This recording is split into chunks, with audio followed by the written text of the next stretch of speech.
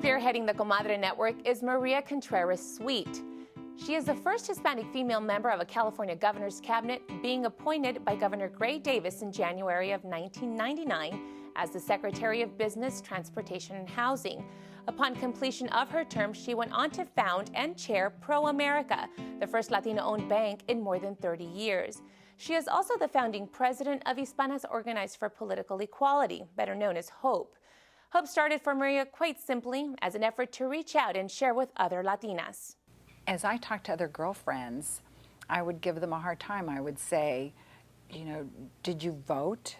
Did you make a contribution to, they'd say, well, the usual answer would be, well, I didn't believe in, I don't like the candidates. And I'd say, did you ever fund a woman that you believe should run for office?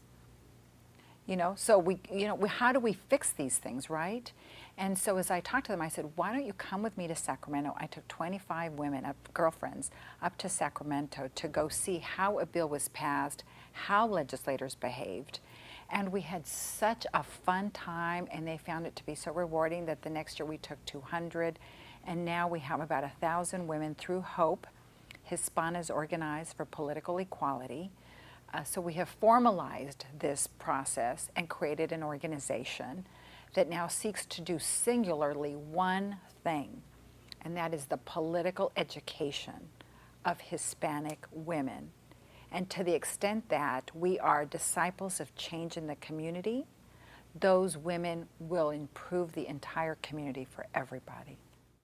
Maria immigrated to the United States from Guadalajara, Jalisco, Mexico at the age of 5 with her mother. She didn't speak much English, and growing up, she wasn't always quite sure how she fit into the big picture. Lamentably, I don't recall saying this is my role model, and that was kind of one of the reasons that I felt it was important for me to start an organization that created role models. When I was a kid, and I know I'm aging myself, but I turned TV on, the television set on, and I always say television doesn't reflect America, it shapes America. And in that regard, I would see television, all attorneys were majority, few were women, none were Latina, doctors, just generally, when you saw Latina when I was growing up, it was just didn't happen. I mean, unless she was the maid in the house or something. And so I felt that it was important for somebody to see a normal person be in some position of authority. This is why it was so very important to Maria to develop an organization that could connect with Latinas on many levels.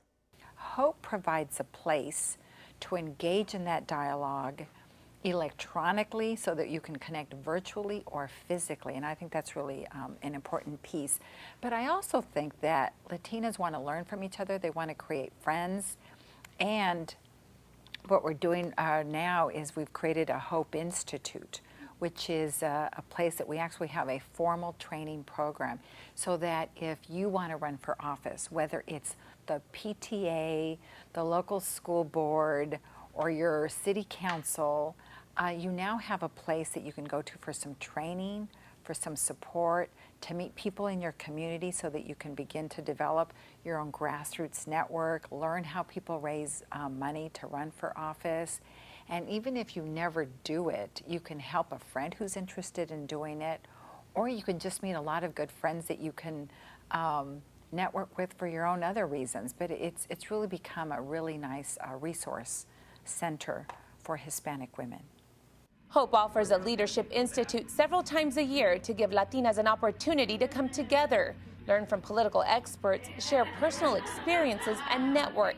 It's an experience these women say they find very valuable, both personally and professionally. As a first generation here in the United States, I have a lot of personal experiences that growing up I didn't see anyone that I could possibly relate to. And so it's now seeing that there needs to be changes, and in many cases, I am that voice. I am that Latina voice, and I need to be heard because there's many people behind me that come to me for various reasons and ask for my help.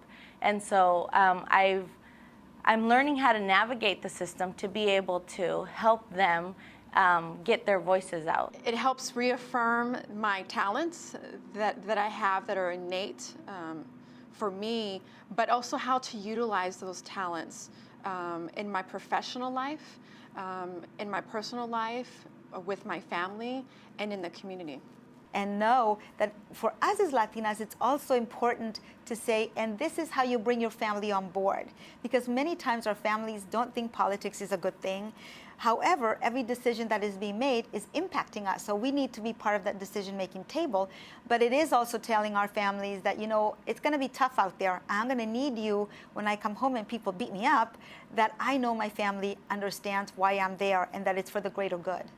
Family is an important consideration for every Latina involved in politics, whether they're working at the grassroots level or they're smashing the glass ceiling. When I received the call from the governor to join him for a brunch so that we could talk about his new administration, I thought he was going to ask me about, you know, did I have some friends who wanted to be in public office? So when he asked me to become a cabinet secretary over the state's transportation, all of our housing systems, and regulate the state's businesses, it was a daunting, extremely flattering conversation. And the more I thought about it, I really thought long and hard, because for me, in the reality of taking that job, it was not just the massive nature of the job, but also from the personal sacrificial point of view. I was going to be leaving my children in Los Angeles who were in school age. I didn't want to displace them, so I was going to commute from Sacramento to Los Angeles. And so it was a great personal sacrifice. And so I thought, there was a lot of hesitancy, if you can well imagine. But I took the job for a couple of reasons.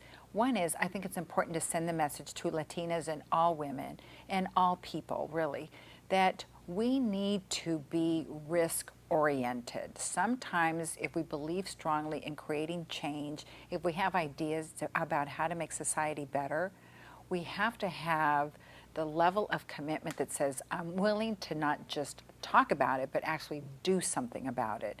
And so I said, I would just have to tape up myself if I didn't take this opportunity to create the change that I always envisioned.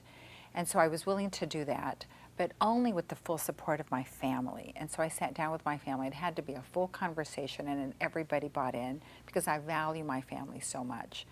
Maria's acceptance of the position was an historic move, one that ultimately led to the creation of HOPE, a formal comadre network connecting, inspiring, and empowering Latinas to get involved and work to create change.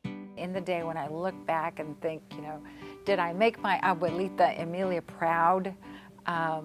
She always said to me when I left Mexico, she said, it's not in the positions that you have, Maria, that will make me happy. It's going to be what you do with the positions that you have. And so I always think about Emilia, and I think, she's looking up and, and smiling upon me. I want her to know that when I get to join her, did I do that well? Did I serve society well? Did I build wealth? Did I allow our community to grow? And I hope that I did.